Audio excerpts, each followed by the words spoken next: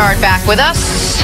Bucks took down the Raptors 108-100 in Game 1 of the Eastern Conference Finals. Giannis had 24 points, 14 boards, and Brook Lopez had a monster game with 29 and 11. Milwaukee has been cruising this postseason.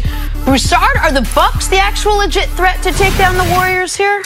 They are a legit threat. There's no question about it. Now, I will pick Golden State. If they have Kevin Durant, I'm definitely picking Golden State and feel very good about it. I agree. If they don't have KD, I still pick them, but I'm very hesitant about that pick. Look, Milwaukee, for this day and age, this style of play that we have today in the NBA, they're almost perfectly built for it. Because you have a guy that's 7 feet tall, can handle the ball, and get into the lane whenever he wants. Even though he's not a great jump shooter, he's actually developing a decent three-point shot. But the fact that he can get in the paint at will. Break down the integrity of the defense. Yes, and so now if you wall him off to stop him, they got all these shooters around. I know Malcolm Brogdon this summer, some of the people he worked out with, he was told by the Bucks when Budenholzer and his staff came in, don't even work on your post game or anything like that. Get on the three-point line, because that's what we're going to do. And that's all they do is set those 4 guys out on the three-point line, and if Giannis dribble drives or he's in the post, you got to either stop him or he's kicking it out.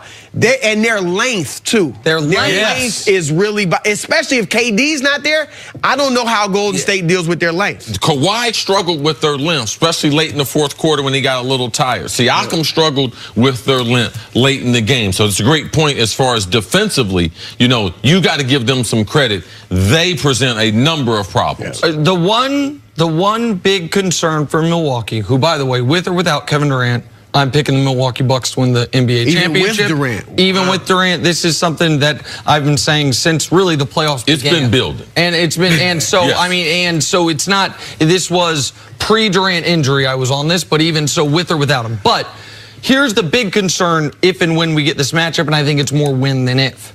No team in the NBA allowed their opponent to make more threes than the Milwaukee Bucks. They gave up the most threes of any team in basketball. That sounds impossible considering they had the #1 defense in basketball. The way you can get away with that is they have multiple great rim defenders. Giannis is a great rim defender. Brook Lopez has turned into an outstanding rim defender. That length is really hard once you get in, and they don't foul. So if you're not letting guys get free throws, not letting guys get layups, you can give up threes. You would say, can you, though, if you're playing Steph and Clay and Kevin Durant? They don't shoot as many threes as people think. Now, would they adjust that? Would they, though, if you're a team that's daring you to? But other than that, Milwaukee is a team that there are no answers to the questions they present you, which is, how are you going to stop Giannis? Oh, we're going to do what Boston tried to do, what Toronto was trying to do, collapse on him in the lane. He averages 6 assists a game. He is and those 6 assists, much like we have seen from LeBron in his career, a disproportionate number of those assists are going to three-point shooters. They're worth an assist and a half, essentially, because they're creating 3 points.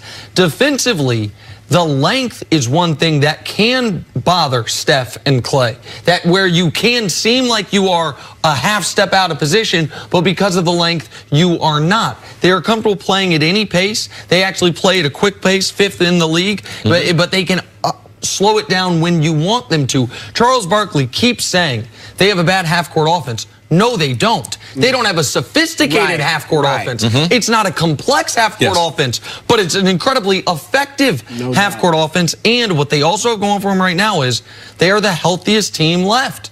And when you add 60 wins, but 45 of them were by double digits, you were able to rest guys, and that doesn't mean sitting out games, but it means not playing taxing minutes.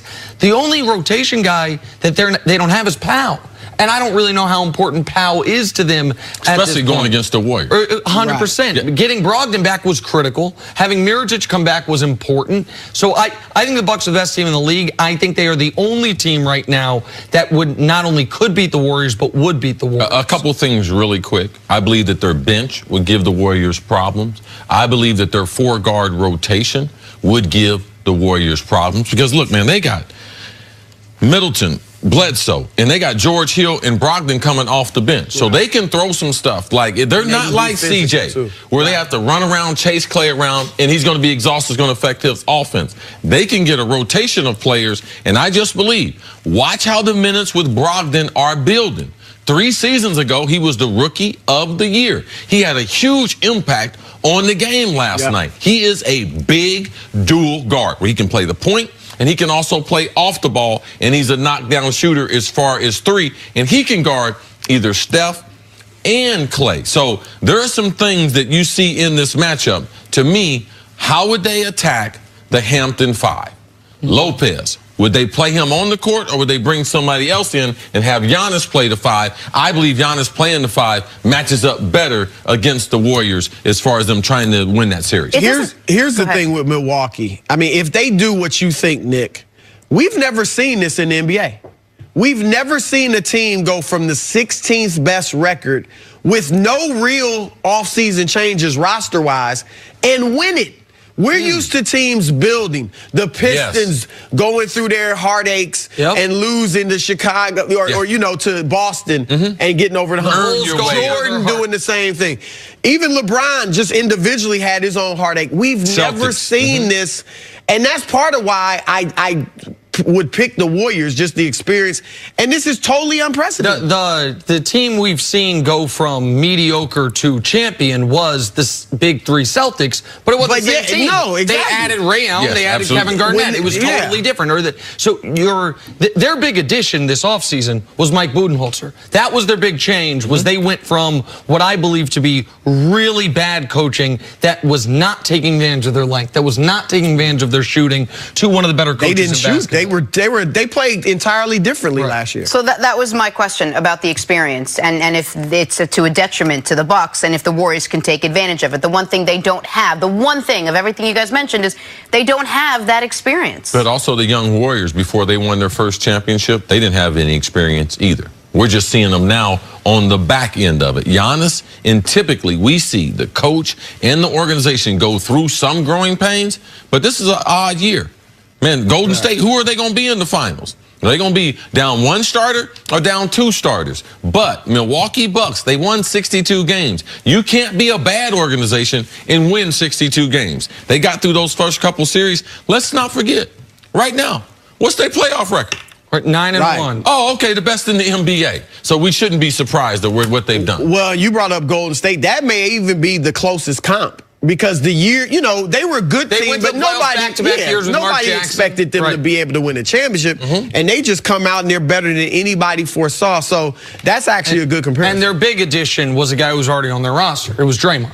It was Draymond going from not being a huge part of what they were doing, removing David Lee. Because David Lee was hurt. It was lucked into that. He was going to start David Lee. And then had the courage of his convictions to stick with it, even though David Lee at the time was the highest paid guy on the team. One more small note about Milwaukee, or I guess 2. Brogdon.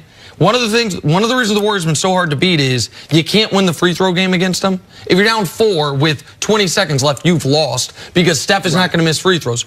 Brogdon's one of the 10 greatest free throw shooters in NBA history. So Milwaukee has that going for them. And in these 5 years, we've seen the Warriors not have home court advantage in 1 series. That was against Houston last year. They took them 7. They would not have home court advantage in the finals this year against Milwaukee. I think that's important as well. All right, Chris, thanks for hanging with us today. Good job, man. Take a break. Coming up, is Lev Bell already at odds with his new head coach? Next on First Things First.